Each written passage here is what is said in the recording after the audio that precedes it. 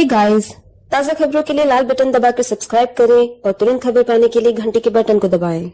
नमस्कार, मैं हूं आनंद शर्मा और आप देख रहे हैं इंडिया अब तक न्यूज। कड़वा लेकिन सच। जलगांव महानगर पालिका के चुनाव हुए।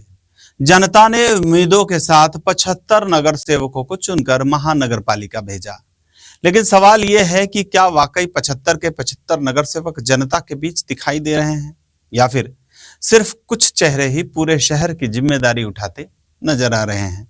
भंगाळे गोल्ड जलगांव, सोनं खरेदीसाठी विश्वासाचं एकमेव नाव भंगाळे गोल्ड।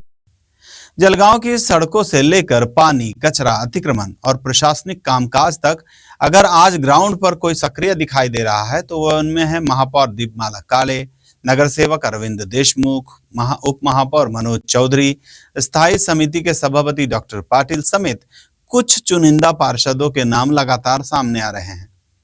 कभी कोई पानी की टंकी में उतरकर हालात देखता है तो कभी कोई सीधे कचरा डेपो पहुंचकर व्यवस्था की जांच करता है। कहीं अतिक्रमण के खिलाफ सख्त कार्रवाई की तैयारी होती है तो कहीं अंटलांटा जैसे बड़े और संवेदनशील मुद्दों को हाथ लगाया जाता है। और सबसे बड़ी बात, महानगर पालिका के कामकाज पर लगातार निगरानी रखी जा रही है। यानी जनता ने जिन प्रतिनिधियों को चुना है उनमें से कुछ लोग वास्तव में मैदान में उतरकर काम करते दिखाई दे रहे हैं। लेकिन अब बड़ा सवाल यही है कि बाकी के पार्षद आखिर कहां चले गए हैं?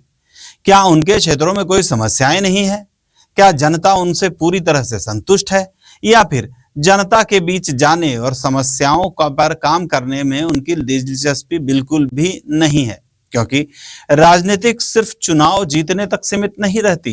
असली परीक्षा तो चुनाव के बाद शुरू होती है, जब जनता उम्मीद करती है कि उनका प्रतिनिधि हर समस्या में उनके साथ खड़ा दिखाई देगा।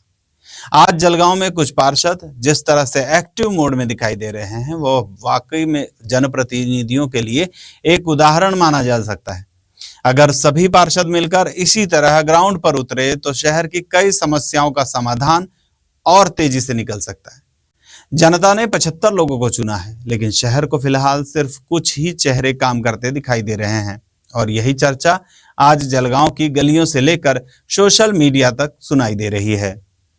अब देखना यह होगा कि आने वाले दिनों में क्या बाकी नगर सेवक भी जनता के बीच सक्रिय नजर आते हैं या फिर कुछ ही लोग पूरे सिस्टम का बोझ उठाते रहेंगे। आपकी राय क्या है? क्या जलगांव के सभी नगर सेवकों को ग्राउंड पर उतरकर सक्रिय काम करना चाहिए? कमेंट करके अपनी राय जरूर दीजिए। मैं हूं आनंद शर्मा, आप देख रहे थे इंडिया अब तक न्यूज। कड़वा लेकिन सच। जय हिंद। डिझाईन्स 2026च्या मजुरी मात्र 1974ची। अधिक माहितीसाठी आजच शोरूमला भेट द्या।